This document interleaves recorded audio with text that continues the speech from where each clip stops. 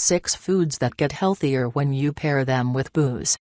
You know the old adage, beer is proof that God loves us and wants us to be happy. But you could probably expand that to wine, too. Not only are both types of booze delicious, they can also make some of your favorite foods even better for you or lessen the effects of your favorite indulgences. Here are 6 surprising picks worth raising a glass to. Salmon, tuna, and other fatty fish. Care for a glass of vino with your fish? The answer should always be yes.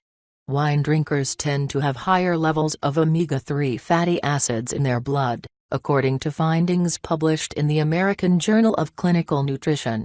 To get the biggest benefit, pick a Pinot Noir or Merlot over Chardonnay or Pinot Grigio. Red wine packs 10 times as many of the beneficial polyphenols that are thought to play a role in helping your body absorb more of the healthy fats. Meat and cheese. If you're going to indulge in greasy, fatty foods every now and then, you might as well also enjoy the occasional adult beverage.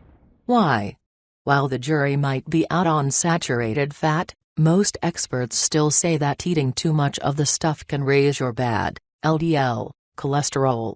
But some research suggests that moderate wine and beer consumption can actually help boost your good HDL cholesterol and potentially lower your risk for heart disease.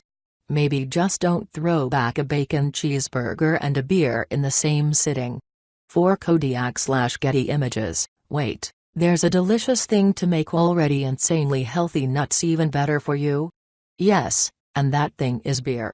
Nuts like almonds, cashews, and peanuts are loaded with magnesium, which keeps your muscle tissue healthy and can even help your muscles relax after exercising. Your body needs B vitamins to absorb magnesium, and beer, believe it or not, has plenty of them. Looks like the classic bar snack isn't so bad after all.